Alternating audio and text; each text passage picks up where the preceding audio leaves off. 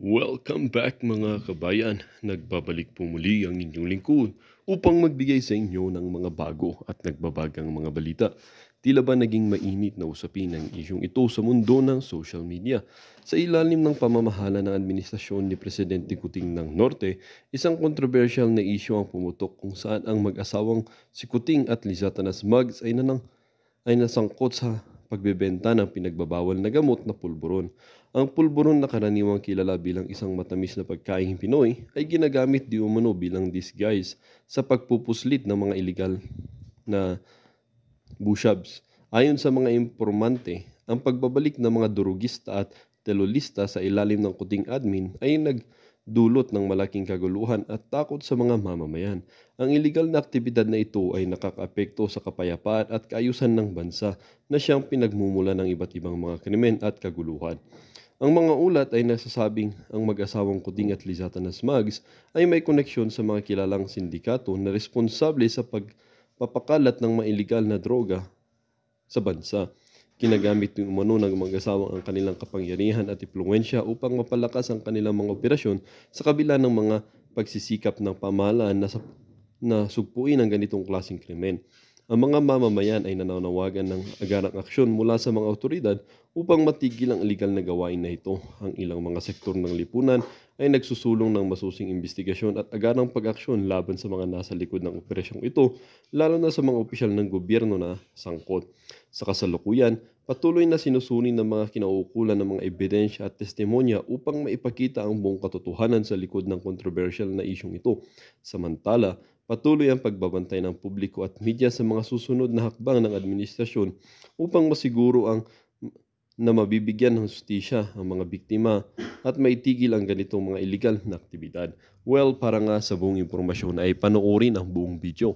At kung bago ka pa lamang sa aking channel, huwag kakalimutang mag-subscribe, pindutin ang notification bell at piliin ang all upang laging maging updated sa mga bago at nagbabagang mga balita. At sa mga solid viewers naman natin dyan, maraming salamat naman po sa patuloy na pagtangkilik sa ating channel. Tuloy-tuloy lang po ang laban para sa katotohanan at para na rin sa kinabukasan ng ating pinakamamahal na bansang Pilipinas. Nangyari sa ating sundalo na naputulan ng daliri, talaga naman, we have to condemn that. Kaya lang, bakit tayo umabot sa ganun? Tayo ba ang prinubok o tayo ang nagpo-provoke? Dapat maghihinahon tayo. Pag-aralan natin mabuti, huwag natin sundin yung naratibo ng Amerikano. Maniwala ho kayo, pagka sumiklap ang digmaan between China and the Philippines, hindi tayo tutulungan ng Amerikano. Bibigyan tayo ng armas niyan, pero bahala kayo sa buhay nyo. Yung sundalong na disgrasya, ginagamit lang silang laruan, ginagamit lang silang pawn ng nagpapagamit na administrasyon sa mga Amerikano. O ngayon, may nasaktang Pilipino, anong gagawin ng gobyerno? Umabot na tayo sa sukdulan, anong gagawin ng gobyerno? Magdedeklara sila ng giyera?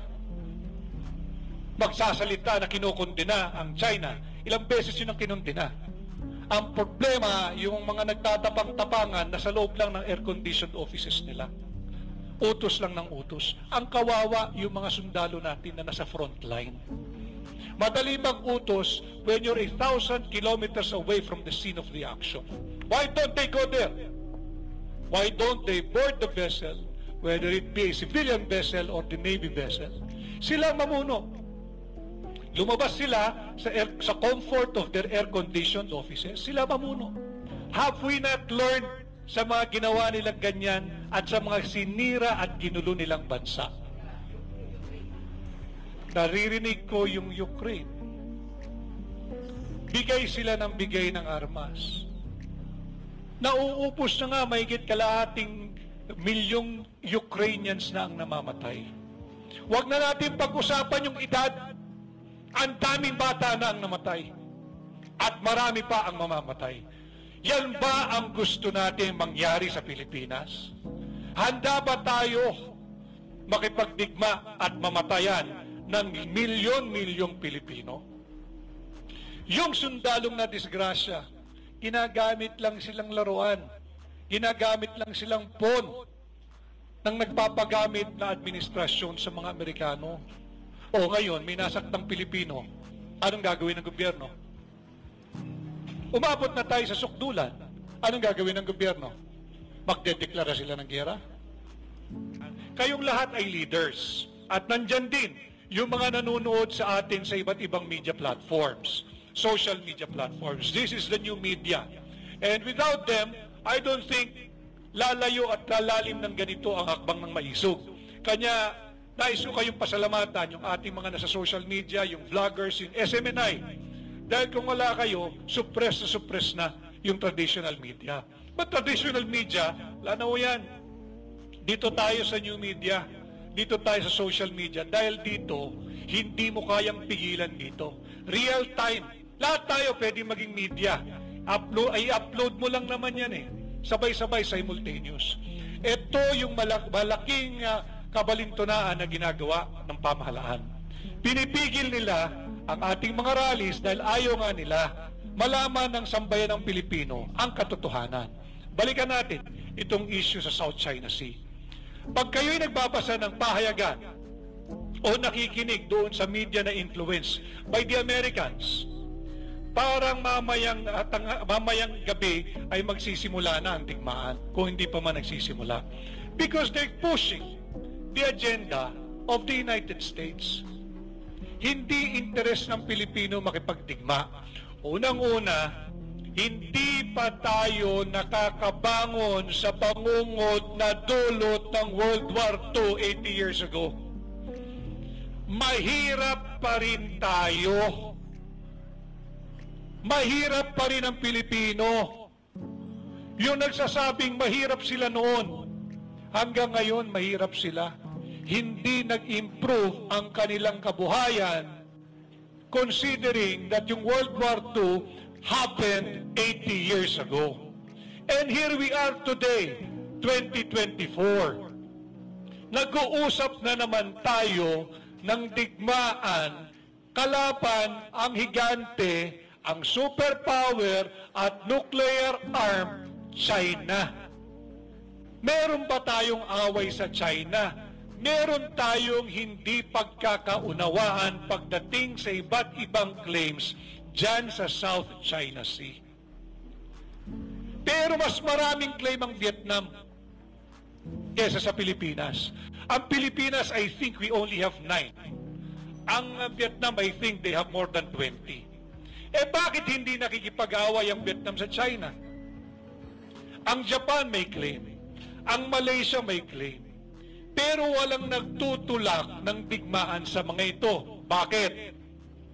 Sapagkat yung mga leaders ng bansang nabanggit na merong claim din dyan sa South China Sea, malinaw sa kanila na ang kanilang foreign policy ay nakasentro doon sa kanilang tinatawag na national interest.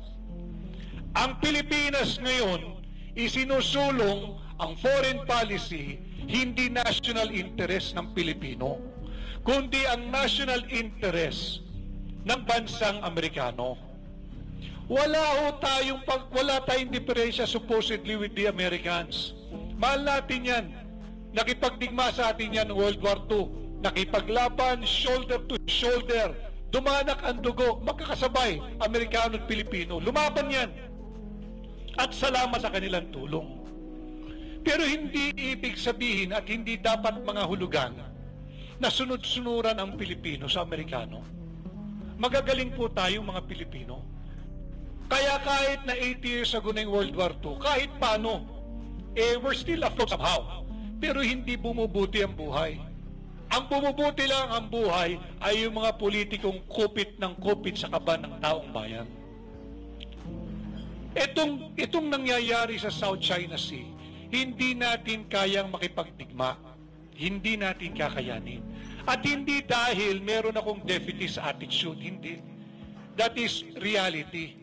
I'm just being realistic. Hindi natin linyada yung gera. Makipag-usap tayo. Nasa payagan, meron daw tayong sundalo na naagrabyado at naputulan ng daliri. Talaga namang dapat kundinahin kung anuman ang ginawa ng tropa ng China, whether that is the China militia or the Chinese Coast Guard. Kung ano man yan, hindi dapat yung ginawa sapagkat binasaktan ng Pilipino. Kaya lang kung titingnan natin mabuti, ano ba story ng China Sea, ng South China Sea na yan? Bakit ba nawala sa atin yung Scarborough Shoal?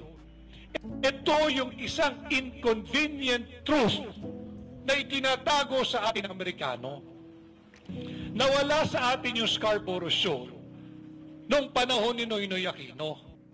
Nung nagpadala siya ng gray ship o yung tinatawag nating Navy ship. E yan, kahit yung pinagbibida nila na desisyon ng tribunal, sinabi na yung lugar na yan ay traditional fishing grounds na mga claimants. Kasama na Taiwan, kasama na Vietnam, Malaysia, Pilipinas, China. Traditional fishing ground. Meaning, panahon pa ni Mahoma, nangingisda na yung mga bansang yan dyan. So wag natin pasukan, wag nating imilitarize. Minilitarize nung panahon ni Noynoy Aquino. Nagkaroon ng standoff na uto-uto ng Amerikano si dating Pangulong Noynoy Aquino.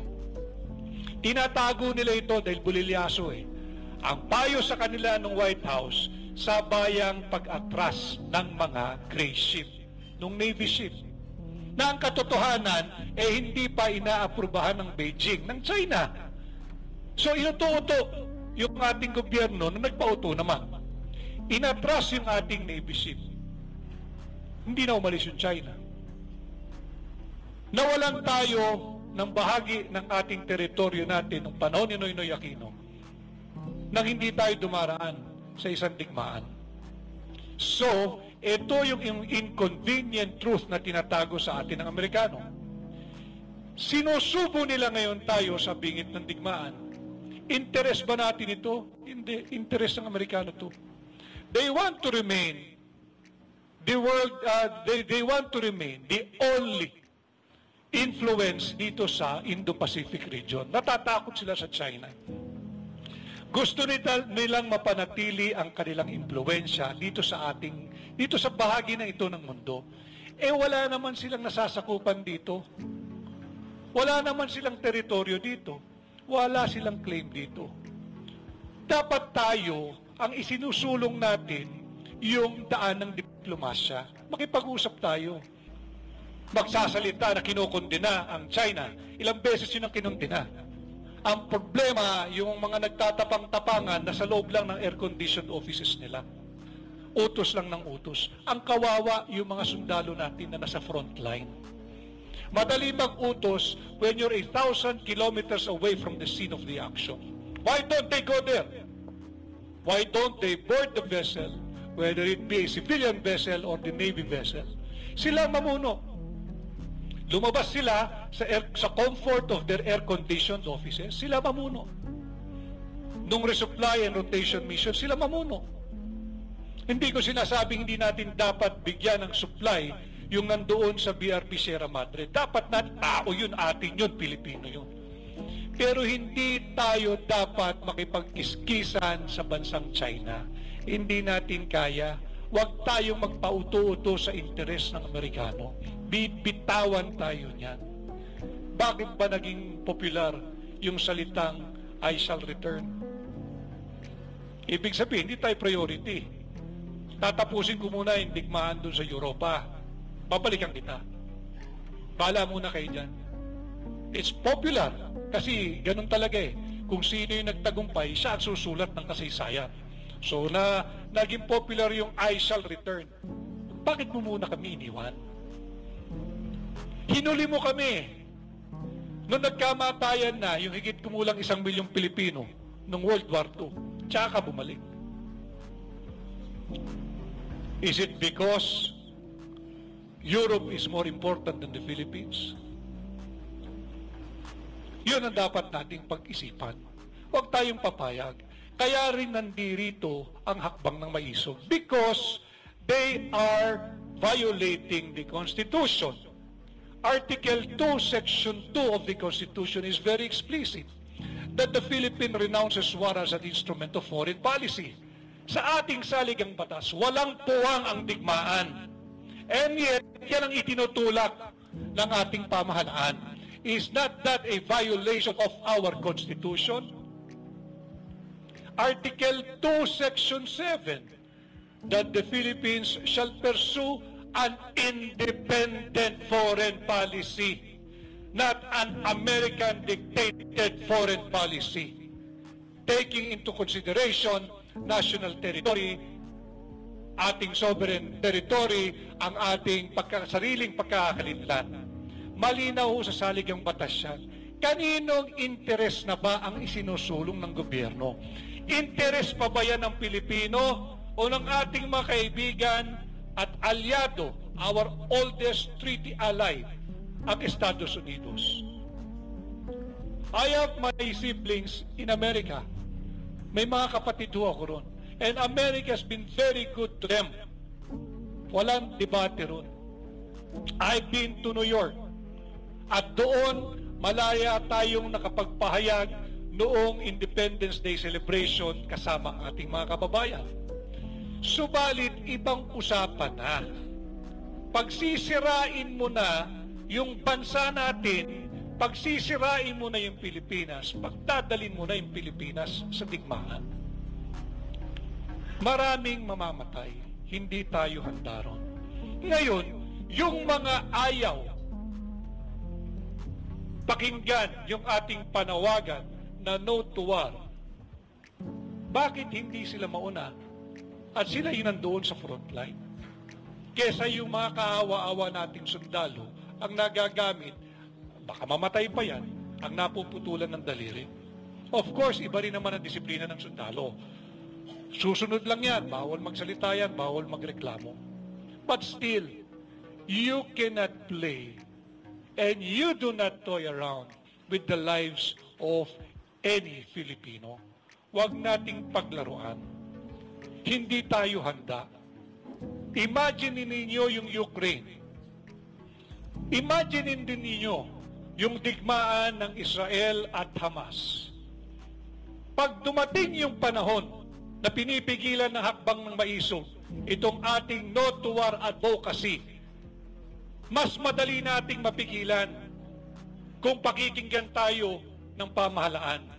Mas mahirap pigilan ang isang digmaang nagsimula na. Kasi papasok na dyan yung amor. Papasok na dyan yung sinong tama't mali. Papasok na dyan yung distraction. Papasok na dyan yung mga namatayan. Mas mahirap mong awatin yun. Kaya tayong mga Pilipino ngayon dapat magbigkis-bigkis at pigilan natin na mapunta tayo doon sa direksyon ng administrasyon ni Bongbong Marcos na magkaroon ng armadong sigalot laban sa China. Hindi inosente China. Marami silang pagkakamali, pero hindi gera ang sagot. There is only one avenue left. Yan yung diplomatikong solusyon. Baka may magsasabi, ikaw naman panay ka diplomatiko, takot ka ba? Hindi ako takot. Kaya lang, kaya ba natin makipagdigmaan? Kung kaya natin, may nasaktan ng Pilipino, dami nilang sinasabi prior sa nasaktan ng Pilipino, then declare war against China. Nasa tayong giliw na giliw sa Mutual Defense Treaty of 1951. Yung Mutual Defense Treaty, hindi po otomatiko natutulong ang Amerika pag tayo ay napatrobol. Yan ay dadaan sa kanilang kongreso. At yung kanilang kongreso magdedesisyon. Should we support the Philippines and let the MDT, the 1951 Mutual Defense Treaty, take into effect and support the Philippines, send troops, send weapons, send missiles, and whatever? Hindi po otomatiko yun. Kaya malaking kahibangan yung sinasabi ng mga nasa pamahalaan na otomatiko o tutulong ang Amerikano. Hindi totoo yan. Ito yung ayaw nila sa hakbang ng maisog, sapagkat ang hakbang ng maisog, minumulat ang mga kababayan natin sa totoong estado ng ating bansa. Binibisto ng hakbang ng maisog yung pagsisinungaling, korupsyon, pagnanakaw, at kabulaanan na ikinakala ng kasalukuyang administrasyon. Ang hakbang ng maisog ay tumutupad at tumutugon sa ating saligang batas. We are not calling for the ouster or the downfall of this administration, but allow us to exercise all our rights enshrined and enumerated and guaranteed, especially under Article 3 of our Constitution. We have an operating Constitution, and yet linalapastangan ang ating karapatan na malayang magtipon-tipon at payapang magpahayag nang hindi natin pagsang-ayon sa mga maling polisiya, sa korupsyon, sa direksyong tinatahak ng gobyerno tungo sa gera dyan sa South China Sea. Hindi tayo dapat matakot at hindi rin tayo dapat magpapigil. Itong usapin ng China Sea, nagsimula hakbang na maisog, ang sinasabi, may nagsabi sa akin, hindi maintindihan ng ating mga kababayan ang issue ng South China Sea. Malayo sa sikmura yan, ang gusto nila yung pagkain. Kako hindi. Pag pumutok itong gerang ito, mararamdaman ninyo, hindi lang malapit sa sikmura ito, buhay nating mga Pilipino ang nakataya dito. Kaya sa ayon sa gusto ninyo, babalik-balikan na hakbang ng maisog itong usapin ng South China Sea. Because itong usaping ito ay dapat nalalaman ng bawat Pilipino. We have to elevate the political discourse. Huwag tayong sasabay doon sa mga vloggers so walang gawin kundi makapanira na lamang. Yung mga yon tatanggap lang ng script, babasahin. Have you seen any of them in a public discourse without a script? Wala. Bakit? Rine-rehearse nila eh. Pati manira ng kapwa, rine-rehearse pa nila. Di bali na yun. Iwan natin yun. Mas importante yung higit na nakararaming Pilipino. Kaya ako, painstakingly, sinisinsin ko, pinapaliwanag ko sa inyo. Hindi malayo sa sikmura ito. Buhay natin ang nakataya dito. And trust me, mga kababayan, mas madaling pigilan ang gerang magaganap pa lamang kesa sa isang gerang sumabog na. Well, dito nga nagtatapos ang bidyong ito. Kayo naman po ang aking tatanungin mga kabayan. Ano naman po ang inyong mga reaksyon sa balitang ito? Ang ating comment section ay bukas para sa inyong mga samot-saming reaksyon at komento.